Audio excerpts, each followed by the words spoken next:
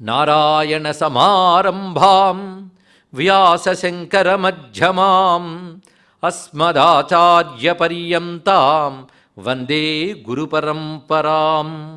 నారాయణం నమస్కృత్య నరం చైవ నరోత్తమం దేవీం సరస్వతీం వ్యాసం తతో జయముదీరయేత్. యజ్ఞేశ అచ్యుత గోవింద మాధవ అనంత కేశవ కృష్ణ విష్ణో హృషీకేశ వాసుదేవ నమోస్తుతే. శ్రీ వాసుదేవ నమోస్తుతే. హంసాయ దహ్ర నిలయాయ నిరీక్షకాయ కృష్ణాయ మృష్టయశసే నిరుపక్రమాయ సత్సంగ్రహాయ భవపాంథనిజాశ్రమాప్తౌ అంతే పరీష్టగతయే హరయే నమస్తే.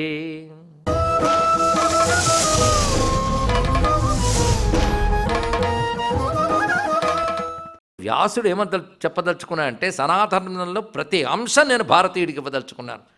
వాళ్ళు వేదాలు చదవలేరు, ఆగమాలు పరిశీలించలేదు, ధర్మశాస్త్రాలన్నీ చదివే పరిస్థితి లేదు. అందుకే ఇది ఒక్కటి చదువుకుంటే చాలు వాడు బాగుపడతారనే ఉద్దేశంతో ఎన్ని చెప్పాడండి మహాభారతంలో. మళ్ళీ మహాభారతం అంటే మొదటి రోజు ప్రశంసిస్తూ పావుగంట గడిపాం, మళ్ళీ ఇప్పుడు ఎందుకులేండి అంత గొప్పది గ్రంథం మొత్తానికి. ఎప్పుడైతే ఈ విధంగా జరిగిందో ఆయనకు తెలియదు. వీళ్ళు ప్రవేశించడం మనకు తెలియకుండా లోపలికి వస్తారు, లోపలే ప్రభావం చూపిస్తారు. పోల్చుకోవడం మహా కష్టం. ససమావిశ్య చ నలం సమీపం పుష్కరస్య చ. ఇదే సమయంలో కలిపురుషుడు నేను రెడీ నువ్వు రెడీయా అన్నాడు అక్కడ ద్వాపరుడితో. పుష్కరుడి నుంచి కబురు వచ్చింది, మనం ద్యూత క్రీడకు ఆడదాం రమ్మని. అయితే కొంచెం ద్యూతం మీద ప్రీతి ఉంది ఈయనకి. ఇది వ్యసనం అన్నది దీన్ని తెలుసుకోండి. రాజులకి ద్యూతం ఒకటి, మృగయా వినోదం ఒకటి దోషం కింద చెప్పరాదు. అది వ్యసనం కానంత వరకు మంచిదే. ఎందుకు అంటే రాజు శత్రువులను యుద్ధంలో ఎదుర్కొనేటప్పుడు బుద్ధిలో వ్యూహరచన చేయాలి, పైగా యుద్ధానికి ఉపక్రమించాలి. అంతేగాని నేను హింస తట్టుకోలేను అంటే వాడు రాజు కాడు, నేను రక్తం చూస్తే భరించలేను అంటే వాడు డాక్టర్ కాలేడు. అందుకే కొందరు మీరు రక్తం చూస్తే కళ్ళు తిరిగిపోతాయండి అంటే కళ్ళు తిరగని వాళ్ళు కొందరు ఉంటారు, వాళ్ళు డాక్టర్లు అవుతారు. అందరికీ కళ్ళు తిరిగితే మర ప్రమాదం. కనుక ఆ వృత్తికి తగ్గ లక్షణం ఏదో ఒక జీవుల్లో ఉంటుందండి, అది తెలుసుకోవాలి ఇక్కడ. కనుక వాళ్ళు ఖాళీ సమయాల్లో చదరంగం ద్యూతం వాడడానికి కారణం ఏంటంటే ఎత్తుకు పై ఎత్తు వేయగలగడం యుద్ధంలో అవసరం. అది వాళ్ళకి మనస్సుకు బాగా అలవాటు చేస్తుంది బుద్ధిగతి. రెండవది వేట మొదలైనవి క్రూర జంతువులు ఎక్కువై ప్రజలను బాధిస్తే వేటాడాలి. ఆ వేట శత్రువులతో యుద్ధం చేయడానికి పనికొచ్చే ఒక మనస్సంసిద్ధతని ఏర్పరుస్తుంది ఇక్కడ. అందుకు వాళ్ళకి మాత్రమే ఈ రెండు విధించారు. అది కూడా పరిమితులు పెట్టారు, ఎప్పుడు పెడితే అప్పుడు, ఎలా పెడితే అలా కాదు ఇక్కడ. కనుక అక్షక్రీడ ఉండొచ్చు కానీ అక్షక్రీడా వ్యసనం ఉండరాదు అది ఇక్కడ. అందుకే వ్యసనపరుడు కాడు ఈయన. అక్షద్యూత క్రీడ మీద ఆసక్తి ఉన్నది. అసలు ఏమాత్రం వ్యసనం లేక దాని మీద పెద్ద ఆసక్తి లేనివాడు కూడా ఉన్నాడు మహానుభావుడు. ఆయనకు ఆసక్తి లేదు, వ్యసనము లేదు, కావాలని రొంపులకు దింపి ఆడించి ఓడించారు. అలా వ్యసనం లేనివాడు, ఆసక్తి లేనివాడు యుధిష్ఠిరుడు, ధర్మరాజు. తెలుసుకోండి ఇక్కడ. ఇది తెలియకానేమో ద్యూత క్రీడ వ్యసనపరుడని చాలామంది భ్రమిస్తారు. ఎందుకంటే వ్యాసభారతం ఒళ్ళు దగ్గర పెట్టుకు చదవలేదు కనుక. అందుకే విదురుణ్ణి పంపించి ధృతరాష్ట్రుడు పిలిచాడు ఆడడానికని చెప్పి ఇది సుహృద్యూతం అని చెప్పి వంచన చేసి తెప్పించారు. విదురుడంత పెద్దవాడు, పైగా పెదనాన్నను ధృతరాష్ట్రుడు పిలిచాడు కనుక ముందు వద్దు అని కూడా చెప్పాడు యుధిష్ఠిరుడు. ఇవన్నీ సరిగ్గా చదవాలండి. అయితే మనకు అనువాదం వచ్చిన గ్రంథాల్లో కొన్ని పొరపాట్లు జరిగిపోయాయి. అక్కడ ఒక్కచోట అనువాదంలోనే అక్షక్రీడా రతుండైన లేదా వ్యసనపరుండైన ధర్మరాజుని రాయడం వల్ల అంత ప్రమాదం జరిగింది. వ్యాసుడు అలా రాయలేదు, జాగ్రత్తగా చూడాలి. అందుకే భారతాన్ని మూలంలోకి వెళ్ళిపోవాలి. అనువాదంలో కవిత్వం బాగుండొచ్చు, మరొకటి బాగుండొచ్చు, కానీ బాగా తెలుసుకోవాల్సిన అంశం ఏంటంటే గో టు ఒరిజినల్స్. ఇది నినాదం.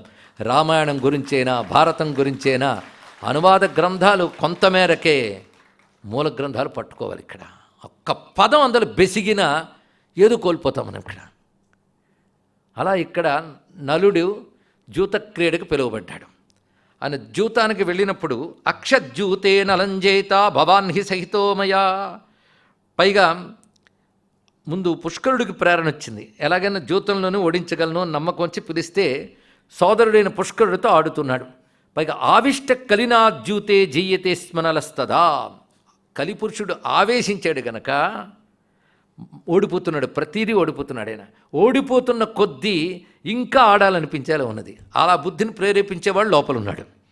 అందుకే దుష్టశక్తులు లోపల ప్రవేశిస్తే బుద్ధిని దుష్టంగా ప్రేరేపిస్తాయి. వాటిని అడ్డుకోవడం మహా కష్టం అండి. ఇక్కడ నివారణే భవచ్చక్త దివ్యమాన మరిందమం ఆవిష్టక్కలినాద్యూతే.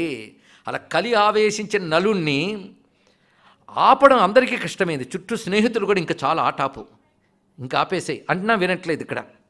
పైగా మంత్రులు పురజనులు వచ్చి కూడా అతను నివారించడానికి ప్రయత్నించారు. తత పౌరజనా సర్వే మంత్రిభిः సహ భారత రాజానం ద్రష్టుమాగచ్చన్ నివారయతు మాతురం. ఆపాలని ప్రయత్నించారు, వల్ల కావట్లేదు. ఇదంతా గమనిస్తోంది దమయంతి. ఏమిటి జరుగుతోంది, ఇంతమంది చెప్తున్నా వినట్లేదు. అప్పుడు భార్యగా ఆమె మంత్రుడితో సహా వెళ్ళి చెప్తున్నది, అనేక మంది వచ్చి నిన్ను చూడాలని ద్వారం వద్ద వేచి ఉన్నారు. వాళ్ళందరూ కోరుకుంటున్నది ఏంటంటే ఇంక నువ్వు ఇది ఆపేయాలని కోరుకుంటున్నారు అని చెప్పినా వారి మాట వినకుండా ఇంకా ఆడుతున్నట్ట. ఆవిష్ట కలినా రాజా నాభ్యభాషత కించన. వాళ్ళ మాట విననట్టే ఉంటూ ఆడుతున్నాడు. ఇక్కడ ఇలాంటివి ఇప్పటికీ కనబడుతుంటాయండి. ఊరికనే ఇక్కడే ఏదో కష్టపడి సంపాదించి ఏదో పై దేశం వాళ్ళు గౌరవార్థం పిలిస్తే అక్కడ ఏవో ఇలాంటి జూదగృహాల్లో చేరి ఇక్కడ సంపాదించింది అక్కడ సంపాదించింది మొత్తం పోగొట్టుకొచ్చిన మహానుభావులు నేను ఎరుగుదును. అంటే ఆడేటప్పుడుండే సైకాలజీ ఎలా ఉంటుందో, అందులో కలిపురుషుడు ఆవేశిస్తే ఇప్పుడు పోయింది తర్వాత ఆటలేనైనా మొత్తం పొందనా తిరిగి అని అనిపిస్తుంటుంది ఇక్కడ. అది స్వభావం. ఆ స్వభావం చేత ఇప్పుడు పోగొట్టుకున్న తిరిగి మొత్తం సంపాదించేదాకా ఆడతానంటాడు ఇక్కడ. పైగా మొత్తం సంపాదించడమే కాకుండా కొత్తగా కూడా సంపాదించాలి అని ఆడతాడు. ఇలాగా ఆడుతూ ఉన్నాడైనా ఇది చూస్తూ ఉంటే దుఃఖం కలుగుతుంది దమయంతికి, మిగిలిన వారికి కూడా. మొత్తానికి ఈయన ఆపలేమని అందరికీ తెలిసిపోయింది ఇక్కడ. యుధిష్ఠిర బహూన్మాసన్ పుణ్యశ్లోకస్త్వజీయత. ఇక్కడ కూడా పుణ్యశ్లోక పదం మానట్లేదు ఈయన. అంటే అంత ద్యూతం ఆడుతున్నా ఆయన పవిత్ర చరిత్రుడిని మాత్రం చూపిస్తూనే ఉన్నాడు ఇక్కడ. అంటే ఈ ఒక్క పొరపాటు అది కలిపురుషుడి వల్ల ఏర్పడినటువంటిది. అంత మాత్రం చేత తన పవిత్రతకి ఏమీ లోటు లేదు అని చెప్పడం కోసం పుణ్యశ్లోక శబ్దాన్ని మాత్రం వ్యాసుడు వాడుతున్నారు ఇక్కడ. ఇలా జరుగుతోంది. ఇది గమనించింది దమయంతి. ఆవిడ వ్యక్తిత్వాన్ని పరిశీలించాలండి. ఒక్కొక్కప్పుడు కాలం ప్రతికూలమైనప్పుడు మనం నిరోధించలేకపోతుంటాం. దీని వెనకాల మన దోషమే కారణం అనడానికి లేదు. ప్రతికూలతలు చాలా విధాలుగా ఏర్పడతాయి. కాలం ప్రతికూలించినప్పుడు ప్రతి ప్రయత్నము దెబ్బతింటుంది. నిన్నటి వరకు మిత్రులు శత్రువులుగా మారిపోయే ప్రమాదం ఉంది. కొత్త శత్రువులు కూడా వచ్చే అవకాశం ఉంది ఇక్కడ. ఆ సమయాన్ని దృష్టిలో పెట్టుకున్నప్పుడు కొంచెం సహనం వహించాలి. ఆ దమయంతి అది గమనిస్తున్నది. ఆవిడ వచ్చి ఒక పిచ్చి పట్టిన వాళ్ళలాగా ప్రవర్తిస్తున్న నలుణ్ణి చూసి ఉన్మత్తవత్ అనున్మత్త దేవనే గత చేతసం. గొప్ప మాట వేశారు ఇక్కడ. ఉన్మత్తవత్ అంటే పిచ్చివాని వలె ఆడుతున్నవాడి పట్ల సావధాన చిత్తురాలైన దమయంతి ప్రయత్నించినా ఎప్పుడైతే లాభం లేదని తెలుసుకున్నదో భయశోక సమావిష్ట. ఆవిడకి భయము శోకము కలిగింది ఇక్కడ. ఒకటి దుఃఖం కలగడం సహజం, అనంతర ఫలితాలను ఊహించుకుని భయం కలుగుతుంది ఇక్కడ. అది ఏం చేయాలన్న ఆలోచించి బృహత్సేన అని తన పరిచారికని పిలిచి వెంటనే ఇప్పుడు పోయినదెంత ఇంకా మిగిలినదెంత ఇది ముందు మనం తెలుసుకోవాలి ఇక్కడ. దాన్ని బట్టి ఏం జాగ్రత్త పడాలి, ఎంత చెప్పినా ఇతన్ని ఎవరు వారించలేరు అని తెలిసిపోతున్నది. అందుకే వెంటనే మన దగ్గర సారథి ఉన్నాడు కదా వార్ష్ణేయుడు, అతన్ని పిలిపించు. నా కొడుకుని కూతుర్ని నా పుట్టింటికి పంపిస్తాను ముందు చూడండి. అంతేగాని నేను పుట్టింటికి వెళ్తున్నా టాటా అని ఇవిడు వెళ్ళిపోకుండా పిల్లలిద్దరినీ పంపించింది అక్కడికి. ఎంత ప్రణాళిక చూడండి ఆవిడది ఇక్కడ. కాలం ప్రతికూలంగా ఉందని తెలిసిన వెంటనే ఆవిడ తీసుకున్నటువంటి నిర్ణయం. బృహత్సేన పునర్గచ్చ వార్ష్ణేయం నలశాసనాత్. నల్లు పిలిచాడని చెప్పి వార్ష్ణేయుని పిలిపించి, ఈ వార్ష్ణేయ పేరు గుర్తుపెట్టుకోండి, తర్వాత కథ చాలా అవసరం. వార్ష్ణేయుడు గొప్ప సారథి. అతన్ని తీసుకురమ్మను, రథాన్ని తీసుకురమ్మను, చక్కని గుర్రాన్ని పూల్చిన రథాన్ని తీసుకురమ్మను అని చెప్పి తన ఇద్దరు పుత్రికల్ని ఇద్దరిని కూడా వార్ష్ణేయుడికి ఇచ్చి వెంటనే నువ్వు తీసుకువెళ్ళి విదర్భ దేశంలో మా నాన్నగారింట్లో పిల్లల నుంచి నువ్వు కూడా అక్కడ ఉండు, ఇప్పుడు రాకు నువ్వు. పైగా అక్కడ ఒకవేళ ఉండలేకపోతే నీకు ఎక్కడ ఇచ్చ ఉంటే అక్కడికి వెళ్ళు. ఇది చక్కగా బోధించింది ఇక్కడ. ఇది చెప్పేటప్పుడు దేశకాలజ్ఞ ప్రాప్తకాలం అనిందిత అని ఒక అద్భుతమైన దమయంతి లక్షణాన్ని చెప్పాడు. దేశకాలజ్ఞ, అప్పటి పరిస్థితులు, అప్పటి ప్రాంతము, దీన్ని బట్టి ప్రాప్తకాలం, అప్పుడు ఏర్పడినటువంటి అంశములు, వీటి బట్టి నిర్ణయం తీసుకోవాలి. అలాంటి తెలివితేటతో దేశకాలజ్ఞ ప్రాప్తకాలమనిందిత, అప్పుడు ఏర్పడిన పరిస్థితి బట్టి దేశకాలముల యొక్క నైపుణ్యం తెలిసినటువంటి ఆమె ఈ నిర్ణయం తీసుకుని ఒక మాట ఉంటుంది వార్ష్ణేయునితో, ఇప్పుడు ఈయన ఆడుతున్నాడు కనుక మీరందరూ వ్యసనపరులు అనుకుంటారు, కానీ ఇతడి యొక్క మొత్తం చరిత్ర మీరు మర్చిపోవద్దు. ఇతడు పవిత్ర చరిత్రుడు, గతాన్ని మర్చిపోకండి. అందుకే సమ్యగ్వృత్త సదాత్వయి జానీషే, అతడి యొక్క సమ్యగ్వృత్త మొత్తం ప్రవర్తన, మొత్తం వ్యక్తిత్వము నీకు తెలిసినటువంటిదే. ఇప్పుడు విషమస్థస్య, ఇప్పుడు విషమస్థుడై ఉన్నాడు అంటే ఒక కాని కాలంలో ఉండిపోయాడు ఇతడు. అలాంటి స్థితిలో రాజుకు సహాయపడవలసిన బాధ్యత నీకున్నది. పైగా ఓడిపోతున్న కొద్దీ అతడిలో ఆట మీద ఇంకా పంతం పెరుగుతుంది, గమనించవలేదు నువ్వు. యథా యథా హి నృపతి పుష్కరేణైవ జియ్యతే తథా తథాస్య వైద్యూతే రాగో భూయోభివర్ధతే. ఎప్పుడెప్పుడు ఓడిపోతున్నాడో అప్పుడప్పుడు ఇంకా ఆట మీద ఆసక్తి అతను పెరుగుతుంది. అందుకే నువ్వు చేయవలసింది ఈ విధంగా మాకు సహాయపడు. పైగా నూనం మన్యేన దోషొస్తే నైషధస్య మహాత్మనః, ఇదంతా కేవలం మహారాజు దోషమని నేను అనుకోవడం లేదు. ఇది అండి దమయంతి చరిత్ర. మరేమైంది అంటే ఏదో వెనకాల జరుగుతుంది. ఒకానొక మోహం అతన్ని ఆక్రమించింది. ఒక కాని కాలం వచ్చినప్పుడు బుద్ధిని కూడా సరిగ్గా పనిచేయనివ్వదు. అది ఇప్పుడు మనం జాగ్రత్త పడిన సంవత్సరం.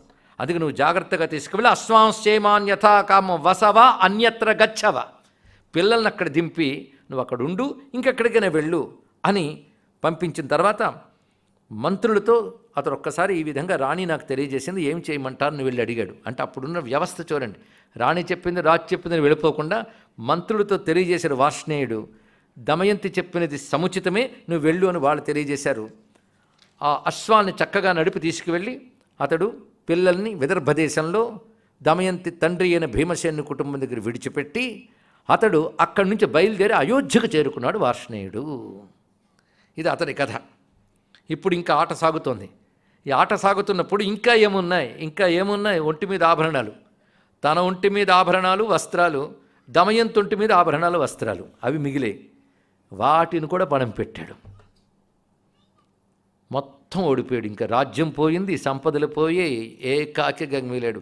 ధరించిన ఏకవాసాహ్యసంవీత సుహృచ్ఛోక వివర్ధన నిశ్చక్రామ తతో రాజా త్యక్వాసు విపులాం శ్రియం దమయంత్యేకవస్త్రాత్ గచ్చంతం పృష్ఠతోన్వగాత్.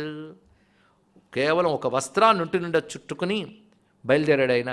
అదేవిధంగా దమయంతి కూడా అదే పరిస్థితుల్లో ఆయన అనుసరించి బయలుదేరుతూ పట్టణాన్ని విడిచిపెట్టి, అంటే రాజధాని నగరాన్ని విడిచిపెట్టి బయట 3 రాత్రులు ఉన్నారు.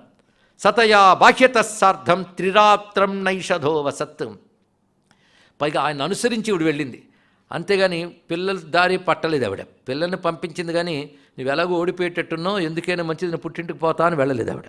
ఇది కూడా తెలుసుకోవాల్సిన ఒక అంశం అండి. ఇక్కడ అతన్ని అనుసరిస్తూ వస్తుంది. ఇక్కడ ఆమె కూడా అదే విధంగా ఏకవస్త్రగానే వచ్చింది. అవి వచ్చినటువంటి వారు సరిగ్గా పట్టణానికి బాహ్య ప్రాంతానికి వచ్చారు. ఈ లోపల పుష్కరుడు ఒక చాటింపు వేయించాడు.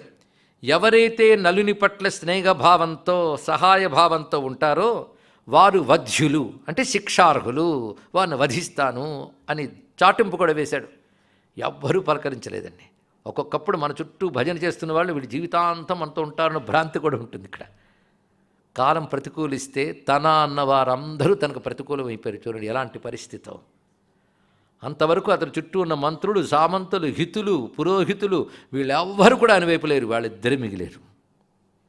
ఇది పరిస్థితి. గమనిస్తున్నాడు. నిన్నటి వరకు ఉన్న వైభోగం ఇవన్నీ పోయాయి. అయితే ఈ జీవితం మొత్తం కొన్ని నెలలు ఆడేటవాళ్ళు. అంటే నెలలో అలా కూర్చుని కాదు, నెలలో అప్పుడప్పుడు ఆడుకుంటూ పిల్లలు చేసుకుంటూ పోగొట్టుకుంటూ అలాగా మొత్తానికి కూడా మొత్తం పోయింది. పరిస్థితి అర్థమవుతుంది. సతథా నగరాభ్యాసే సత్కారార్హో న సత్కృత, సత్కారార్హ న సత్కృత. అందరి చేత సత్కారము పొందదగిన వాడై కూడా ఏ ఒక్కరి గౌరవం లేకుండా చూస్తున్నాడు. దీన్ని బట్టి కీర్తి గౌరవము కూడా కాలం అనుకూలించినప్పుడే, కాలం ప్రతికూలించినప్పుడు అవన్నీ వెంటనే పోతాయి. అందుకే కీర్తిని చూసి కానీ సంపదని చూసి కానీ అహంకరించరాదు. 2 పరిస్థితుల్లో కూడా పట్టుకోవాల్సిన ధర్మం మాత్రమే. అది ఇందులో చూపిస్తున్న గొప్ప అంశం. ఈ కథ జాగ్రత్తగా వింటూ ఉన్నాడు ఎవడు ధర్మరాజు. ఇంచుమించు నా కథలాగే ఉంది అనుకుంటున్నాడు ఆయన ఇక్కడ. పీడ్యమాన క్షుధా తత్ర ఫలమూలాన్ని కర్షయన్. ఇంకా ఆకలి తట్టుకోలేక 3 రాత్రులు ఆకలి తట్టుకోలేక అక్కడ బయట నగరానికి బయట ఉన్నటువంటి వృక్షాల నుంచి ఫలాన్ని కోసుకుని ఇద్దరు తింటూ కాలక్షేపం చేస్తున్నారు. అలా కొంత దూరం వచ్చేటప్పటికల్లా అసలు ఆహారం దొరకలేదు. రోజులు గడిచిపోతున్నాయి, ఆకలి పెరుగుతుంది. చుట్టూ చూస్తున్నాడు. అంటే కలి ఎంత ప్రభావం చూపిస్తున్నాడంటే ఆహారం కూడా దొరకని పరిస్థితి ఏర్పడిందండి. చుట్టూ చూస్తున్నాడు, ఏం చేయాలో తెలియట్లేదు. ఆమెకు ఆకలి, తనకి ఆకలి, ఈ రెండు గమనిస్తున్నవాడే ఒక్కసారి ఎక్కడి నుంచో కొన్ని పక్షులు, ఎప్పుడు కనీ విని ఎరగని పక్షులు, బంగారు కాంతులుతున్న పక్షులు వచ్చి ఒక్క దగ్గర వారి గుంపుగా. ఈ ఆకలి బాధ పెరిగిపోతుంది కాబట్టి వీటిని కానీ పడితే ఆ మాంసం తిని అంతా కడుపు నింపుకోవచ్చు, వాటి రెక్కలు బంగారంగా ఉన్నాయి కానీ ధనం కింద పనికి రావచ్చు అనుకున్నాడు ఆయన. ఆ విధంగా రాగానే వాటిని ఎలా పట్టాలి, అన్నిటి ఒక్కసారి పట్టాలంటే చుట్టూ చూసి ఎవరు లేరని తెలుసుకొని తన పైన ఉన్న ఒక వస్త్రం ఏదవుతుందో దాన్ని తీసి వాటి మీద వేసి వాటన్ని పట్టుకుందామని ప్రయత్నించాడు. వాటి మీద వేసాడో లేదో ఆ పక్షులు ఆ వస్త్రం పట్టుకుని ఆకాశానికి ఎగిరిపోయాయి. ఇద్దరుగా వస్త్రం కూడా దక్కనివ్వలేదు, కట్టు బట్ట కూడా లేకుండా చేశాయి. ఆశ్చర్యపోయి చూస్తున్నాడు ఈయన. అప్పుడు వెళుతున్నవి మానుష భాషలో మాట్లాడే. మేమెవరమో తెలుసా? ఎంతసేపు ఆ పాచికల మీద ఆవహించినటువంటి శక్తులము మేము. నీకు ఆఖరికి ఇది కూడా మిగిల్చకుండా ఉండడం కోసమని వచ్చి ఇది కూడా తీసుకుపోతున్నామని వెళ్ళిపోయాం మొత్తం. ఇక్కడ ఆశ్చర్యపోయి చూస్తున్నాడు. అసలు ఎక్కడైనా బంగారు పక్షులు ఉంటాయా ఏమిటా అని ఆలోచించవచ్చు కదా, అది కూడా సాగనివ్వలేదు బుద్ధిలో ఉన్న కలి. ఇది పరిస్థితి. అప్పుడు పుణ్యశ్లోకస్తదా రాజన్ దమయంతి మథాబ్రవీత్. అప్పుడు అంటున్నాడు ఆమెతో, ఇప్పుడు వెళ్ళిన ఈ అక్ష అధిదేవతలు అంటే పాచికల రూపంలో ఉన్నటువంటి పక్షులను చూసావు కదా, వీటి కోపం వల్లనే మన సకల సంపదలు కోల్పోయాం. ఇప్పుడు ఆకలి బాధతో ఉన్నాం, ప్రాణాలు కూడా నిలుపుకోవడం కష్టమైన పరిస్థితి వచ్చింది.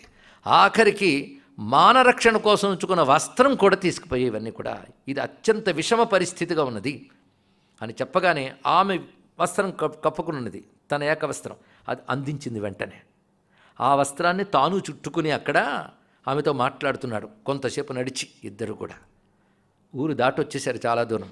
ఆమెతో మాటల తీరు చూడండి, ఎంత ఔచిత్యంతో మాట్లాడుతున్నారు. అంటే మాట తీరులో ఒక అద్భుతమైన మర్యాద చూపించిన పద్ధతి వర్ణించారు. అంటే ఆ వర్ణించిన సాహిత్యం ఒకటి ఉన్నది అంటే ఆనాటికే ఆ జాతి నాగరికంగా ఎదిగింది అని అర్థం అండి. ఇక్కడ అంత అందమైన మాటల తీరు చూడాలండి. ఇక్కడ ముఖ్యంగా ఎంత చక్కగా మాట్లాడుతున్నారో. నోటి అదుపు తప్పి మాట్లాడుతున్న నేటి కాలంలో మాట తీరు ఎలా ఉండాలో తెలుసుకోవాలంటే ఒక్కసారి ఆర్షవాంగ్మయాన్ని అధ్యయనం చేయాలండి. ఎలా మాట్లాడాలో, ఎలా ఆలోచించాలో, ఎలా వ్యవహరించాలో మూడింటిని చెప్తారు ఋషులు మనకి. అదేగా జీవితం అంటే ఇంకేమున్నది ఇక్కడ. మాట తీరు ఎంత అద్భుతంగా చెప్తున్నారంటే ఈయన అంటున్నాడు, ఇదిగో ఇక్కడ ఈ త్రోవలు మనకు 3-4 కనబడుతున్నాయి. ఈ త్రోవలు క్రమంగా ఇది వెళుతూ ఉంటే వృక్షవంతమైన పర్వతం దాటితే అవంతి నగరం వస్తుంది. అది దాటగానే దక్షిణాపథం వైపు వెళతాం. అక్కడ వింధ్య పర్వతం ఒకటి కనిపిస్తుంది మనకి. అక్కడ నది ప్రవహిస్తుంది చూసేవా, దాని పయోష్ణీ నది అంటారు. ఇక్కడ ఆ ప్రాంతంలో ఎంతోమంది మహర్షుల ఆశ్రమాలు ఉన్నాయి. అక్కడికి వెళితే అక్కడి నుంచి విదర్భ రాజ్యానికి మార్గం ఉంది సుమా. ఇప్పుడు ఇటువైపు నుంచి వెళ్ళేవనుకో కోసల రాజ్యానికి మార్గం ఉన్నది. కానీ ఇప్పుడు మార్గాలన్నీ ఎటు వెళ్ళినా దక్షిణాపథం వైపు తీసుకెళ్తాయి మనకి. అంటే దక్షిణాపథం వైపు విదర్భ కూడా వస్తున్నది, అటు వెళ్ళవచ్చు సుమా అన్నాడు. అంతే. ఎందుకు చెప్తున్నాడో అర్థం చేసుకుంది. విదర్భ అంటే మీ పుట్టిల్లు, నువ్వు ఇలా వెళ్ళేవనుకో నీ పుట్టింటికి వెళ్ళిపోవచ్చు అంటే అటు వెళ్ళు, నువ్వు క్షేమంగా ఉండు, నీకెందుకు ఈ కష్టాలని చెప్పడం. అలాగే నువ్వు వెళ్ళిపో, నేను ఉంటానని అండు. అంటే నిన్ను విడిచిపెడతాను అని మాట అనలేడు అతను. అందుకే ఈ తోవ విదర్భ దేశానికి తీసుకువెడుతుంది అన్నాడు. అంతే ఇక్కడ సారాంశంగా. అనగానే పైగా ఈ మాటని ఉవాచ అసకృత్ ఆర్తోహి భైమీముద్దిశ్య భారత. అసకృత్ ఉవాచ, మాటి మాటిగా అన్నట్ట ఈ మార్గం విదర్భకి వెళుతుంది, ఈ మార్గం విదర్భకి వెళుతుంది, ఈ మార్గం కోసరికి వెళ్తుంది. అంటే ఆమె రిలేటివ్స్ ఉన్న ఊళ్ళవి. అటు ఇటు ఈ తోవలు అటు వెళ్తున్నాయి సుమా అని చెప్పడంలో ఏదో ఒక తోవకెళ్ళి నువ్వు క్షేమంగా ఉండి చెప్పాలి. అలా మళ్ళీ నేరుగా అనలేదు, మళ్ళీ ఏమైనా బాధపడుతుందేమోనని. అనగానే ఒక్కసారి కళ్ళ నీళ్ళు వచ్చి ఒళ్ళు వణికిపోతూ ఆమె ఒక మాట అన్నది. నీ సంకల్పం నాకు అర్థమవుతుంది, మరీ విడమరి చెప్పక్కర్లేదు, నువ్వు అన్న మాటతోనే నాకు అర్థమవుతుంది, నువ్వు విదర్భ నగరం దారి పట్టు అని. ఇక్కడ కానీ కథముసృజ్య గచ్చేయం అహం త్వాం నిర్జనీవనే. నిన్ను ఒంటరిగా నిర్మానుష్యమైన అడవుల్లో వదిలిపెట్టి నేను వెళతాన్ని ఎలా అనుకున్నావు నువ్వు? నిన్ను వదిలి నేను వెళ్ళలేను సుమా. ఎందుకంటే సుఖంగా ఉన్నప్పుడు నిజానికి ఎవరి తోడు అక్కర్లేదు, కష్టంలో ఉన్నప్పుడు తోడు చాలా అవసరం. ఇది గుర్తుపెట్టుకో ఇక్కడ. పైగా ఇన్నాళ్ళు నీ భార్యగా నీ భోగాలన్నీ అనుభవించాను. భార్య అంటే సుఖాలు పంచుకునేది మాత్రమే కాదు, దుఃఖాన్ని కూడా పంచుకున్నప్పుడే భార్య అవుతుంది. భార్యాభర్తలిద్దరూ సుఖ దుఃఖాల్లో సమభాగస్వామ్యులు. ఇది తెలుసుకోవాలి ఇక్కడ. అది రెండూ పంచుకోవాలి.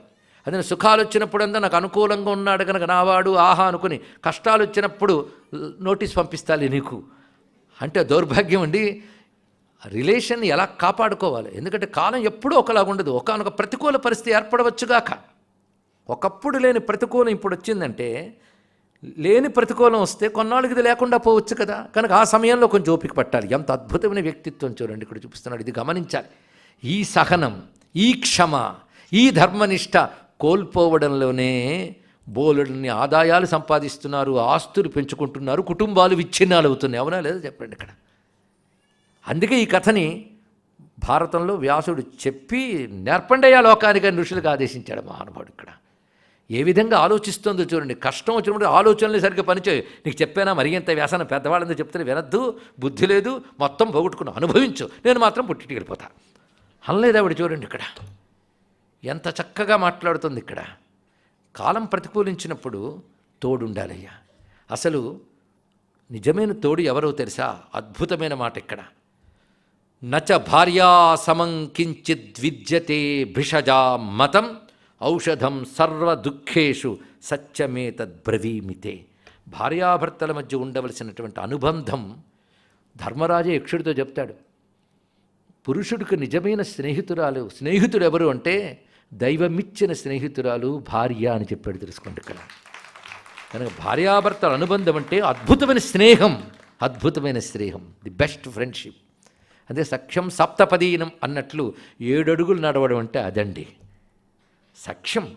సఖ్యం అంటే ఏంటో తెలుసా? విశ్వాస సఖ్య లక్షణం. ఒకరిపై ఒకరికి విశ్వాసం, ఒకరినొకరు కాపాడుకోవడం, అది చాలా ప్రధానమైన అంశం. అది కష్టం వచ్చినప్పుడు శ్రాంతస్య తే క్షుధార్తస్య చింతయానస్య తత్సుఖం వనే ఘోరే మహారాజా నాశయిష్యామ్యహం క్లమం. నువ్వు అడవిలో వెళ్ళినప్పుడు అలసిపోతావు, ఆకలేస్తుంది, అప్పుడప్పుడు ఎలా అయిపోయాను నేను చింతన కలుగుతుంది. అలాంటప్పుడు అనుభవించని మళ్ళీ నేను బాధ పెట్టకుండా నీ ఆకలి తీర్చాలి, నీ అలసట తీర్చాలి, మనస్సుకు కలిగిన వేదన నుంచి ఊరడించాలి. ఇవి చేయడానికి నేను నీ పక్కనుండాలి. భార్యని మించిన ఔషధం లేదు సుమా. సర్వ దుఃఖాల్లో నిజమైన ఔషధం భార్య అని. భార్య ఎలా ఉండాలో చెప్తుంది ఎవరు? దమయంతి. అందుకని భార్య ఎలా ఉండాలో నలుడు చెప్పట్లేదు, భర్త ఎలా ఉండాలో ఆవిడ చెప్పట్లేదు, తాను ఎలా ఉండాలో తాను చెప్తుంది. ఇది ధర్మం అంటే ఇక్కడ. కానీ అవతలవాడి ధర్మం చేస్తున్నాడా లేదా కాదు, నువ్వు చేస్తున్నావో లేదో ముందు ఆలోచించు. నీ వైపు నుంచి ఆలోచించాలి, తన వైపు నుంచి ఆలోచించే ఉత్తమ వ్యక్తిత్వం ఒక రాముడి దగ్గర కనబడుతుంది, ఒక సీతమ్మ దగ్గర కనబడుతుంది, ఒక నలుడి దగ్గర కనబడుతుంది, ఒక దమయంతి దగ్గర కనబడుతుంది. అది అప్పుడు నలుడు అంటున్నాడు, ఏవమేతద్ యథార్థం, నువ్వు చెప్పింది నిజమే దమయంతి. నాస్తి భార్యా సమం మిత్రం నరస్యార్థస్య భేషజం. అది దుఃఖంతో కుంగిపోయినప్పుడు ధైర్యం ఇచ్చి, ఏం పర్వాలేదండి, కష్టాలు కలకాలం ఉంటాయా, వస్తాయి పోతాయి అని ధైర్యం ఇవ్వాలి. అది ఇక్కడ అలాంటి ధైర్యం ఇచ్చేది భార్యే. అందుకే నిన్ను విడిచిపెట్టాలన్న కోరిక నాకు ఇసుమంత కూడా లేదు సుమా. నచాహం త్యక్త కామస్త్వాం కిమలం భీరు శంకసే. నిన్ను విడిచిపెట్టాలన్న కోరిక నాకు ఇసుమంత కూడా లేదు గనక నువ్వు బాధపడకు. నేను విడిచిపెట్టేస్తానేమో నువ్వు అనుమానపడుతున్నట్టు నాకు అనిపిస్తుంది, కానీ విడిచిపెట్టను సుమా అని చెప్తే ఆవిడన్నది, నాకు తెలుసు మీరు విడిచిపెట్టరని, కానీ బుద్ధి ఉందే, అది ఎప్పుడు ఎలా ఉంటుందో మనకు తెలియదు కదా అంది. చాలా గొప్పగా మాట్లాడింది ఇక్కడ. చేతసా త్వపకృష్టేన మాం త్యజేథా మహీపతే నతు మాం త్యక్తుమర్హసి. నువ్వు నన్ను విడిచిపెట్టవని నాకు తెలుసు, కానీ బుద్ధి ఒకవేళ పెడదారి పట్టిందనుకో, అప్పుడు కూడా నన్ను విడిచిపెట్టి వెళ్ళకండోయ్ అంది ఇక్కడ.